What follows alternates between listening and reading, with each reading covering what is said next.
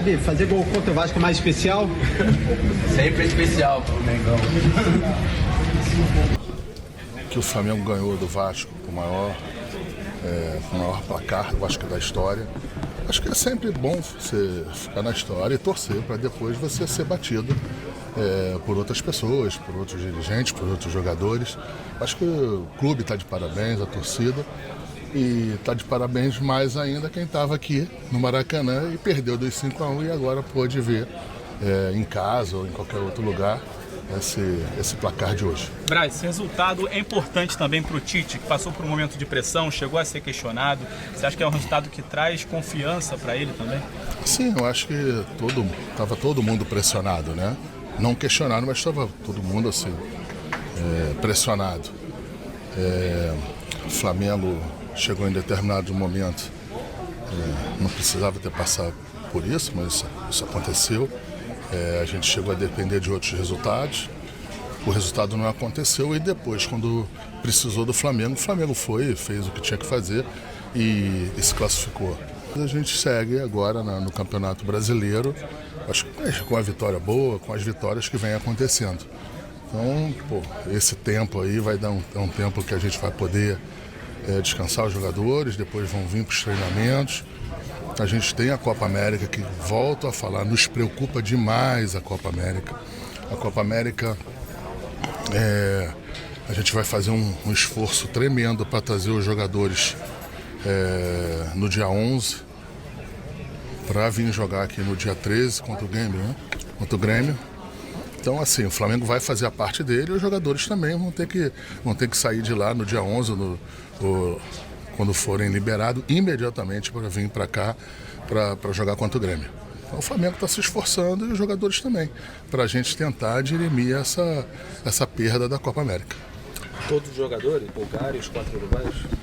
Todos os jogadores que tiverem, que a gente puder trazer, a gente vai buscar imediatamente para que estejam aqui no dia 11 à noite ou no dia 12, já para jogar no outro dia.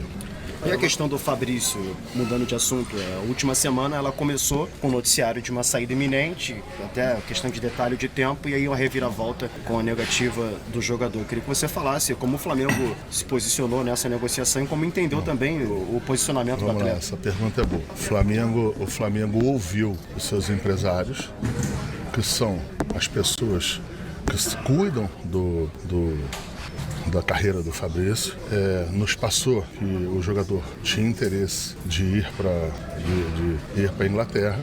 A gente foi, a gente sentou, como a gente faz com todos. O Flamengo se acertou com o time e depois, no ato subsequente, não teve o acerto entre o clube e o jogador. Isso às vezes, isso é difícil acontecer, que geralmente quando vão conversar com o clube, a situação do jogador, ela está sempre avançada. Para a gente foi uma grata surpresa, o dinheiro era bom, mas eu prefiro o Fabrício aqui. É um jogador que está hoje com convocação, já teve convocação de seleção brasileira, um jogador que a gente buscou, garimpou ali no Bragantino, que veio bem, tá super adaptado, um jogador que todo mundo gosta aqui, importantíssimo para o elenco. Então, para a gente não muda absolutamente nada. Lógico que o dinheiro seria bom, a gente poderia ter que ir no mercado para comprar outro jogador, mas não tem problema nenhum. Aqui a gente está muito feliz mesmo com a permanência do Fabrício Bruno. Agora, Marcos, sobre chegadas, quando se fala especula no mercado lá fora, que saiu também, seria uma intenção, até um acerto do Flamengo com o Danilo, que está na Juventus. Não tem nada de Danilo. Oscar, não tem nada de... na China. Não tem também, não. Nunca teve. Nem Danilo, nem Oscar. Michael. Tem interesse? Todo jogador que a gente que seja qualificado, que a gente possa analisar, a gente sempre analisa e vê. É muito ruim falar que o Flamengo não tem interesse de jogador de A, B ou C, porque você meio que desqualifica o jogador, e isso aí não é papel de dirigente nem do Flamengo. Então, simplesmente o que eu posso te falar é que nunca teve nada em relação a esses dois jogadores, entendeu? Só isso, mas não são dois grandes jogadores. E o Michael? Não teve nada, absolutamente nada, também nada. Só que assim, eu não vou ficar na imprensa toda hora falando não tem nada, porque às vezes não tem nada no momento. numa sequência, por algum outro motivo, acontece ou se inicia até a transação do jogador, vai falar que não, como eu falei há um mês atrás, não sei. Então assim, a gente procura nesses momentos não se posicionar. Agora, Marcos, só uma questão que hoje houve o gol do Gabigol, ele entrou, voltou aqui ao Maracanã, fez o gol no finalzinho, fechou o 6-1. Alguma mudança na situação dele, eu digo em relação à parte contratual, alguma conversa no sentido, porque falta menos de um mês para ele poder assinar um pré-contrato. E nessa semana agora também ele vai à Suíça, tem a questão do recurso dele. Queria que você falasse um pouco sobre a situação contratual dele, se houve alguma mudança e se de quebra também houve alguma procura por ele de outro clube, porque também muito se especulou sobre isso e o Flamengo tem contrato com ele até o fim do ano. Eu acho que qualquer procura em cima do Gabriel, caso haja, só será feita ou efetivada depois por razões óbvias, depois do julgamento que vai ser no dia 7. No dia 7 na Suíça, que vai ser na sexta-feira. Então, assim, o Gabriel é um atleta que é do Flamengo, contrato até do final do ano. A gente, lógico que numa situação normal já poderia, ou já deveria, ou já estaria com o contrato renovado. Não foi possível por uma série de motivos que independe dos motivos que estejam. Mas eu acredito que depois da sexta-feira, com calma, com tranquilidade, a gente vai analisar e vai ver quais são os próximos passos em relação ao Gabriel. Davi, boa noite, Davi. Queria que você falasse mesmo sobre essa goleada, né? Que é a maior goleada do Flamengo em cima do Vasco na história. Qual a importância de estar presente e ainda poder fazer um gol? E se você puder também falar um pouco sobre o Tite, né? Parece que ele nem pra coletiva vai, tem problema no joelho. Como que tá no vestiário? Ele tá bem? O que você pode dizer pra gente também sobre a situação? Se você fizer mais uma pergunta, eu esqueço tudo, cara. Primeiro, só soube que foi histórico depois da partida. Depois, feliz com o desempenho. Com o desempenho da equipe, principalmente saindo atrás, nunca é fácil um derby você sair atrás, mas a equipe teve muita maturidade, teve tranquilidade para continuar dentro daquele plano que foi estabelecido antes da partida, e a gente soube gerir toda essa questão emocional e conseguir uma bela vitória. E o Tite tá, sei lá, você falou do joelho dele, nem eu tava sabendo. Davi, vai botar gelo. Davi, boa noite. Ultimamente você tem ganhado espaço no Flamengo, voltando a ser titular, jogando bem, e hoje na maior goleada do Flamengo sobre o Vasco, você faz um gol, a torcida ovaciona. Eu queria que você falasse um pouquinho desse seu momento especial no Flamengo, sobre essa goleada também, muito especial. Sobre o meu momento, tô muito feliz, e é sempre especial vestir a camisa do Flamengo, não só quando você joga, mas também todo dia que você representa o Flamengo. A gente representa um dos maiores clubes do mundo, não só dentro do campo de dia dos jogos, no treinamento, fora do clube mesmo, que as pessoas nos amam e se dedicam por nós, até no nosso tempo livre, então cabe a nós entendermos o que a gente representa e o privilégio que nós temos. E gratificante para mim poder fazer um gol, finalmente, até que fiz sair esse gol no Maracanã, num dia histórico contra o Vasco. Coroa aquilo que eu venho fazendo há muito tempo. A construção, tudo que você desempenha, ela não vem assim de um dia para a noite, é desde lá da pré-temporada. Mencionei ele quando eu voltei, sendo o mais velho da equipe, um dos melhores fisicamente. Então, depois de esperar o meu momento para poder desempenhar aquilo que eu mais amo, que é jogar futebol. Então, estou feliz de fazer parte desse time, fazer parte desse grupo, que é um grupo que está se dedicando todos os dias da melhor maneira para crescer e aprender cada vez mais.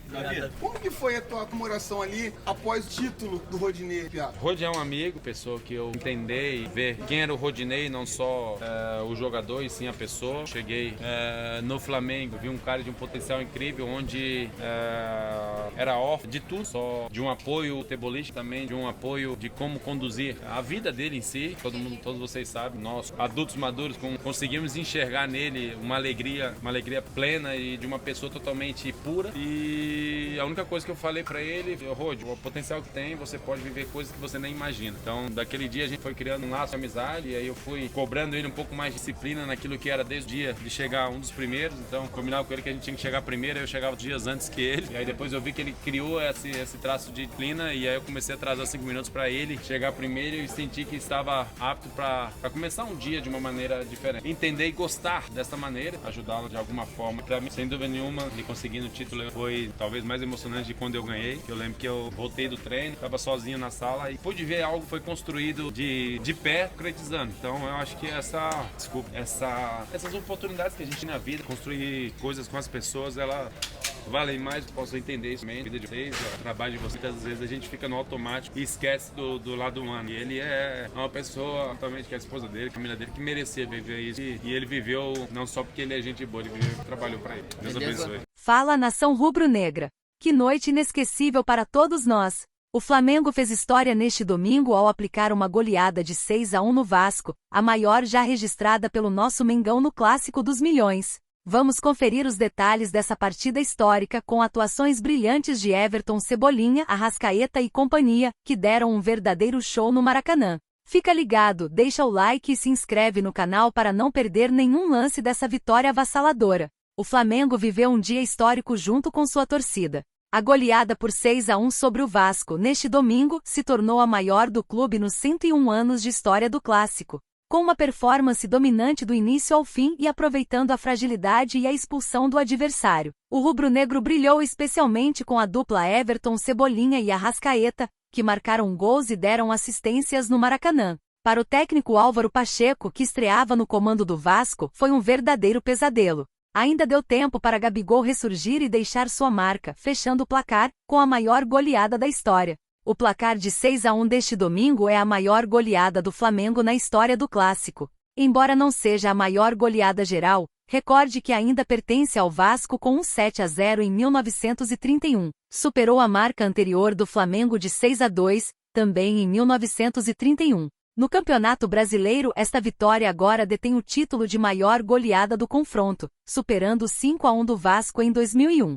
O Clássico dos Milhões começou de forma intensa no Maracanã. O Vasco teve um bom início, apostando no talento de Payet, na velocidade de Ryan e na finalização de Vegetti. Logo na primeira oportunidade, o argentino acertou um belo voleio para abrir o placar e ainda teve mais duas chances para ampliar. No entanto, o Flamengo reagiu rapidamente. As melhores jogadas vieram dos pés de Everton, Cebolinha. O camisa 11 empatou o jogo e deu uma bela assistência de peito para Pedro virar o placar. No final do primeiro tempo, o jogo complicou ainda mais para o Vasco. Após cobrança de escanteio, Cebolinha ajeitou para Davi Luiz marcar o terceiro gol com um lindo voleio. Para piorar a situação dos vascaínos, João Vitor foi expulso pouco antes do intervalo. No segundo tempo, a vantagem do Flamengo se transformou em goleada. Poucos minutos após o retorno das equipes, Arrascaeta recebeu um belo passe de Pedro e marcou o quarto gol. Bruno Henrique, que entrou na segunda etapa, precisou de pouco tempo para anotar o quinto. A responsabilidade de transformar a vitória na maior do Flamengo na história do Clássico coube a Gabigol. Ele foi vaiado ao ser substituído, mas acabou sendo aplaudido após marcar o sexto gol. Pelo lado do Vasco, pouco há o que destacar nos últimos 45 minutos. Que espetáculo, nação! Nosso Mengão deu um verdadeiro show e fez história no Maracanã. Com essa goleada histórica, mostramos mais uma vez a força do Flamengo. Se você gostou, não esquece de deixar o like, compartilhar e se inscrever no canal para mais conteúdos como esse. Vamos juntos, porque aqui é Flamengo. Saudações rubro-negras!